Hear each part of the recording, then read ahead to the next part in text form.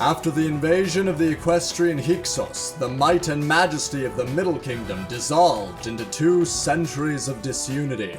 Lower Egypt fell completely into the hands of this new power, while the rightful kings of Egypt seethed in Thebes. Although much more peaceful and hospitable than the first intermediate period, these 2 centuries saw Egypt's fall from prominence on the world stage, the fractured and rapidly shrinking empire unable to match the glory of its former golden ages. Despite the relative peace between the 2 halves of Egypt, the kings of Thebes began to grow discontent with the foreign occupation of what was once their land. In the 1560s BCE, this tension came to a head when King Tao of Thebes interpreted a dubiously hostile letter from the king of the Hyksos as an excuse for war. King Tao was immediately killed in battle, and his much more competent son, Ahmose, stepped in to replace him. Ahmose became King Ahmose I, founder of Egypt's new kingdom, and waged brutal war against the Hyksos, driving them first out of their capital, then out of Egypt entirely. With the aid of new military technologies that he copied from the Hyksos, such as bronze weaponry and improved chariots, Ahmose I restored Egypt's northern border against the former invaders and pushed back the kingdom of Kush in the south, reasserting himself as the true ruler of Egypt. This expansionist spirit soon died out under Ahmose's son, Amenhotep, who was more interested in art and architecture than the messy business of waging war. In this regard, Ahmose was truly succeeded by his grandson Thutmose, who loved the messes of war so much that when the king of Nubia rebelled against him and declared war, he killed him himself and hung his body from the prow of his ship as a message to everyone. Thutmose was as powerful a king as they come, but his true legacy lies not in his work, but the actions of his children. Of his 3 male children, only his heir, Thutmose II, was historically relevant. So what's so special about this guy? Nothing. He's a simp, a hyper-simp. If he was in any way important, I would have made his hair bigger. You see, Thutmose didn't only have male children.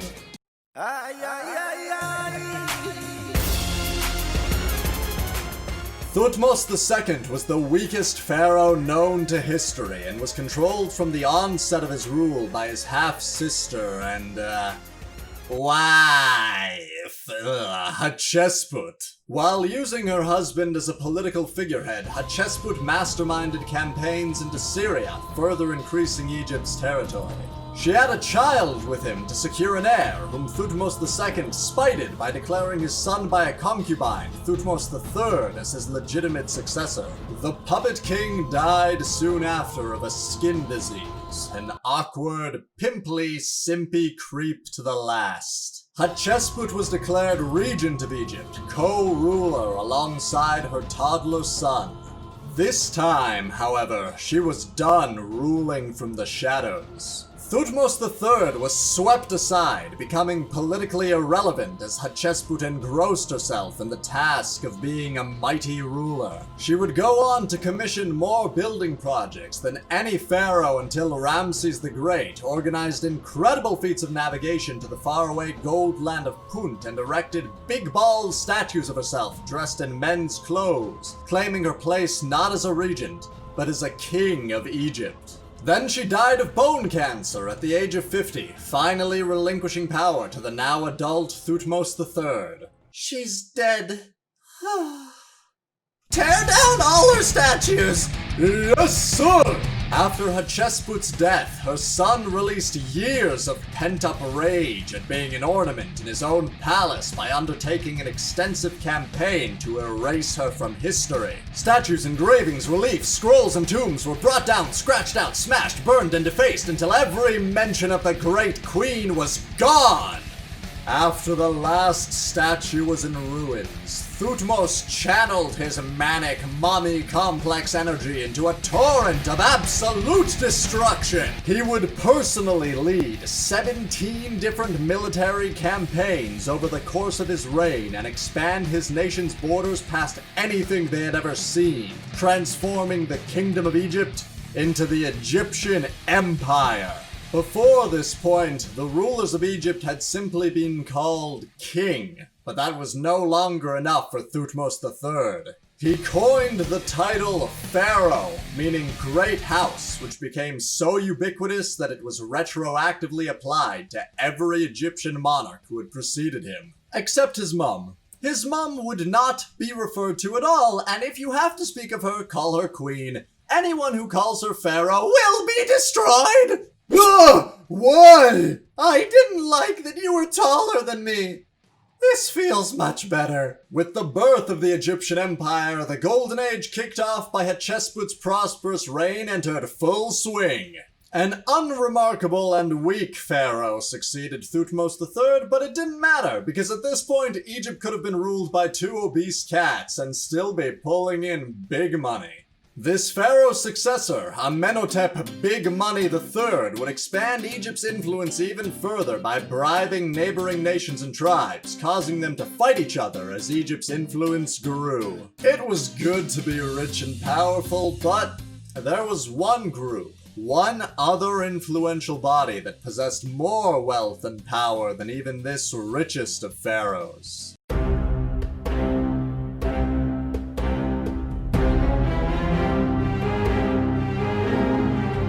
As the sole mediators between Egypt's supreme god and the mortal world, the priests of Amun at Karnak possessed incredible power. Ever since the temple had been founded back in the Middle Kingdom, its priests had been slowly sucking up more and more land in the name of Amun. Now, they owned more land than the pharaoh himself and used said land to become obscenely wealthy.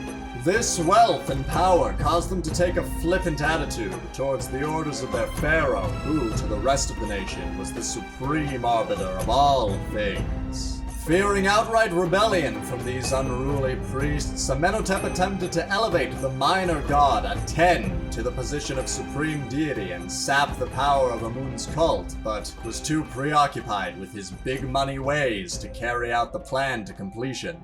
Remember, son, this is a political move, not a declaration of blind faith. We're only pretending that Aten is the supreme god to destroy the priests of Amun. I mean, who would worship a stupid sun disk? Promise me, don't get crazy about this, okay? Man, I'm a badass. Shortly afterwards, he would die. Everyone, thank you for coming. My father was a great man, a great pharaoh, and a great role model to us all. I only hope to prove worthy of continuing his legacy, but let us not be bound by the shackles of grief, and rather honor this great man by fulfilling his final wishes. Before he died, my father told me that— Son, this is not a political move. This is a declaration of blind faith. Aten is the supreme god. Destroy the priests of stupid Amun, badass sun disk. Promise me, get crazy about this disc.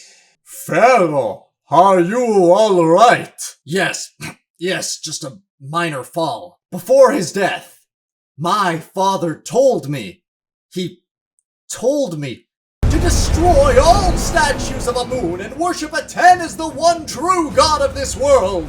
And so was born Pharaoh Akhenaten.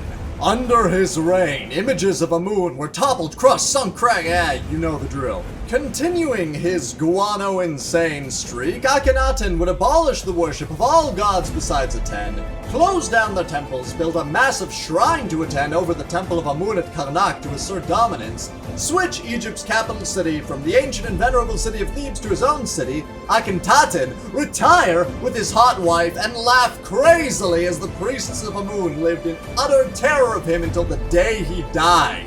Later pharaohs, including Akhenaten's own son, Not Cool, would attempt to wipe his reign from history, but he succeeded in dealing a devastating blow to the priests of Amun, one from which they would not soon recover. Foreshadowing is a narrative device in which...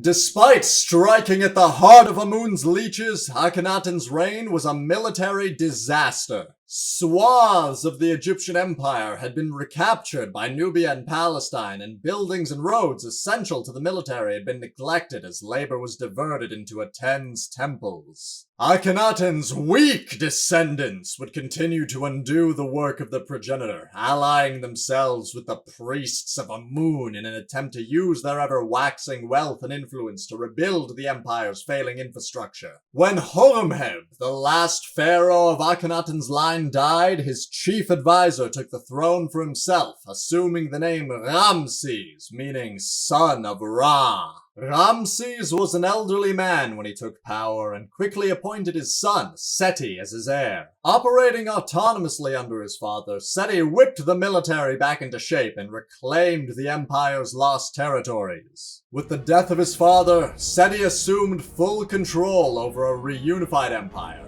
In honor of his predecessor, he changed his name to Ramses II, but history will remember him as Ramses the Great. Ramses the Great set the standard of what a pharaoh should be, combining the artistic passions of early New Kingdom rulers with the bloodlust of Thutmose III into one perfect package.